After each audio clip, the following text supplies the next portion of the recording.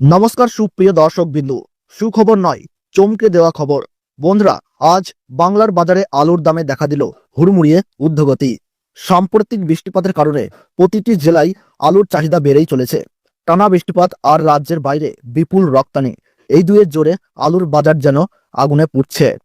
তার সঙ্গে উত্তরবঙ্গ থেকে ট্রেনে করে প্রচুর আলু রপ্তানি হচ্ছে আসাম, ত্রিপুরা, মেঘালয় প্রভৃতি উত্তর পূর্বাঞ্চলের রাজ্যে। একইভাবে দক্ষিণবঙ্গ থেকেও বিপুল পরিমাণ আলু যাচ্ছে ঝাড়খণ্ড, বিহার ও উড়িষ্যায়।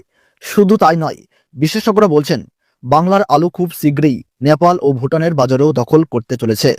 ফলে পশ্চিমবঙ্গের বাজারে আলুর দামে ব্যাপক ঊর্ধ্বগতি লক্ষ্য করা যাচ্ছে।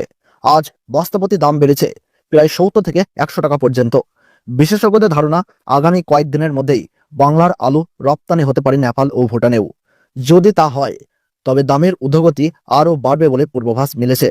তাই সুপ্রিয় দর্শক, আজ আমরা দেখে নেব কোন কোন ইউনিটে আলুর দাম কত টাকা বেড়েছে, 2025 সালে দাম সর্বোচ্চ কত হতে পারে, আর এই পরিস্থিতিতে আপনারা কি পদক্ষেপ নেবেন। এই ভিডিওতে আমরা আপনাদের জন্য নিয়ে এসেছি সমস্ত গুরুত্বপূর্ণ তথ্য। তাই বিস্তারিত জানতে ভিডিওটি শেষ পর্যন্ত দেখবেন। আর আপনার জেলার আলুর বাজার দর জানতে চাইলে জেলার নামটি লিখে জানিয়ে দিন কমেন্ট বক্সে। আমাদের ইউটিউব চ্যানেল সাবস্ক্রাইব করে পাশে থাকা বেল আইকন প্রেস করে রাখতে ভুলবেন না। বৃষ্টিপাত ও রপ্তানি, এই দুইয়ের কারণেই বাড়ছে দাম। গত 2 সপ্তাহ ধরে টানা বৃষ্টির প্রভাবেই বাংলার বাজারে আলুর দাম বৃদ্ধি পেয়েছে।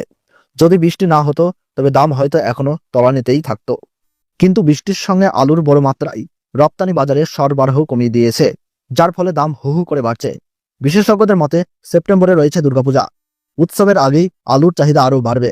এর মধ্যেই শোনা যাচ্ছে সেপ্টেম্বরের প্রথম সপ্তাহে বঙ্গোপসাগরে নতুন নিম্নচাপ তৈরি হতে পারে, যা অতি ভারী বৃষ্টির সম্ভাবনা তৈরি করছে। সেই পরিস্থিতিতে দাম আরও চড়তে পারে। শুধু পশ্চিমবঙ্গ নয়, উত্তরপ্রদেশ, গুজরাট, দিল্লি, হরিয়ানা, পাঞ্জাব সহ দেশের বিভিন্ন প্রান্তে আলুর দাম বাড়ছে।